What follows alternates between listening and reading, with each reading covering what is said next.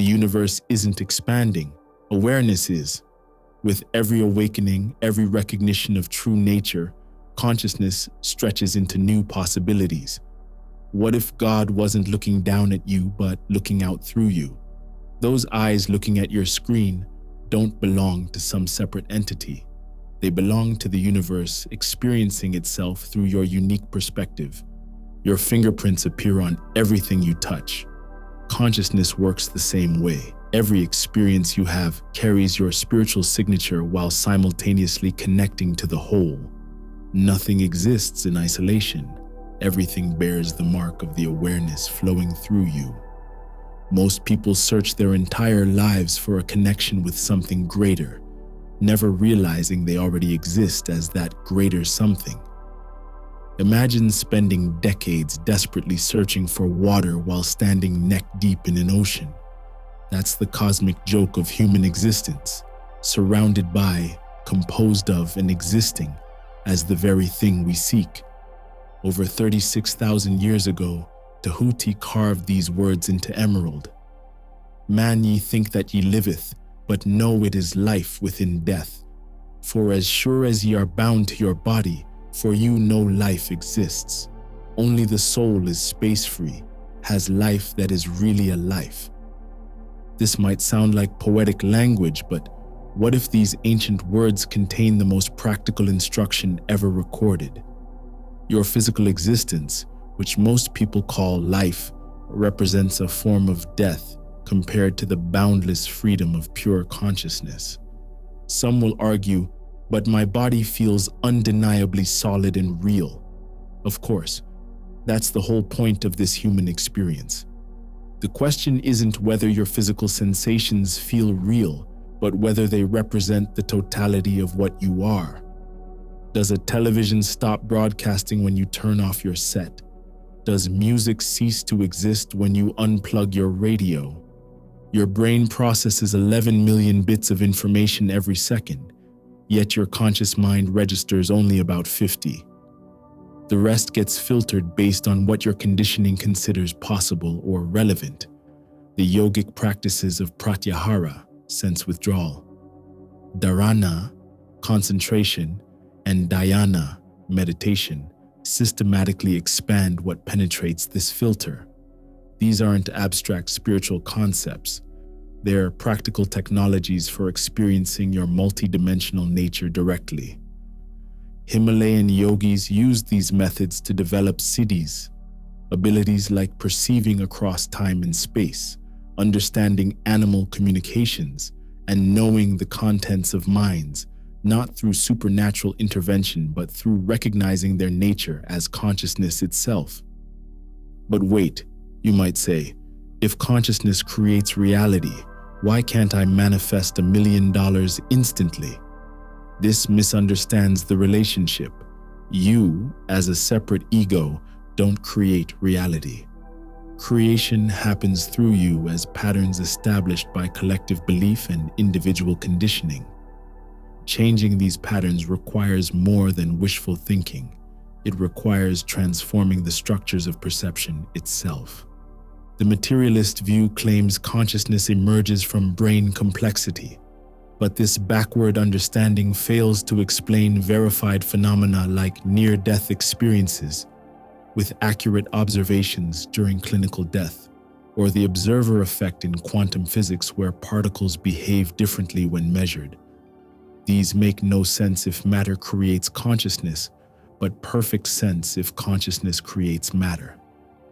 If you've experienced moments where your awareness transcended physical limitations, perhaps in meditation, creative flow states, or spontaneously in daily life, give us a like and subscribe. We'll explore these states further while you help us reach others awakening to their true nature. Tehuti continues with instructions that have influenced mystics for millennia. Cast off your body, O man, and be free, truly a light that is one with the light. This doesn't advocate physical death but transcendence of body identification while living. The yogis call this jivan mukti, liberation while embodied. The Zen tradition approaches this understanding through direct pointing rather than intellectual explanation. Koans like, "What was your face before your parents were born?" aim to short-circuit conceptual thinking and trigger recognition of your nature beyond thought. When a monk asked Master Zhaozhou what Buddha nature was, he replied simply, "The cypress tree in the courtyard." Not poetry, directly pointing to reality beyond concepts. But if consciousness transcends physical form, why do I experience limitation and suffering? Fair question. Consider how weightlifters intentionally struggle against resistance to build strength. Your soul chose this human experience precisely because limitation creates the friction necessary for growth. Without resistance, no strength develops. This explains why spiritual awakening feels like remembering something you've always known rather than discovering something new. The divine game involves temporarily forgetting your true nature so you can experience the joy of remembering, like hiding treasure from yourself for the thrill of rediscovery. Have you ever experienced inexplicable knowing, times when information came to you without logical explanation, moments when you accessed abilities beyond your normal capacity? Comment below about your experience. These aren't coincidences, they're glimpses of your consciousness operating beyond conditioned boundaries. Tibetan Buddhists developed some of humanity's most sophisticated consciousness technologies. Through Tummo meditation, practitioners generate intense inner heat while sitting in freezing temperatures, wearing minimal clothing. Western scientists have documented monks drying wet sheets on their bodies in sub-zero conditions, not through magic but through accessing consciousness's ability to regulate supposedly automatic bodily processes. Your television doesn't create the programs it displays. It receives and translates signals. Damage your TV and the picture changes, but the broadcast continues unaffected. Your brain works similarly, receiving and expressing consciousness rather than creating it. This explains why identical brain damage produces different effects in different people, and why some function normally with minimal brain tissue. The ancient Taoists approached this understanding through internal alchemy. Through Qigong, meditation, and energy cultivation, they developed what they called the immortal body, not endless physical existence, but the transcendence of identification with form altogether. They didn't escape the body but transformed their relationship with it, experiencing it as an expression of consciousness rather than as their fundamental identity.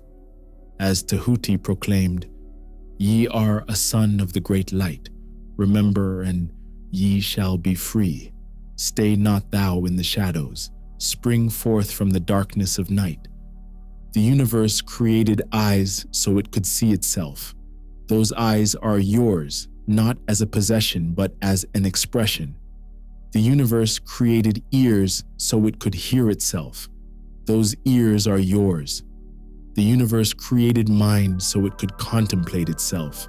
That mind is yours, not because you possess these things as a separate being, but because you exist as consciousness itself having a human experience. Will you continue believing yourself constrained by limitations that exist only in conditioning? Or will you recognize your true nature and live from that recognition? The choice presents itself in every moment, with every breath, with every thought. Your fingerprints mark everything you touch physically. Similarly, your consciousness shapes everything you experience. Nothing exists for you except as filtered through your awareness.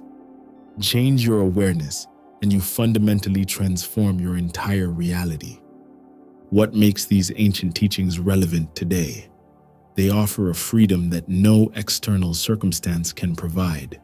In a world seemingly designed to keep you identified with limitation, recognizing your nature as boundless consciousness provides unshakable ground beyond the reach of any social, political, or economic system.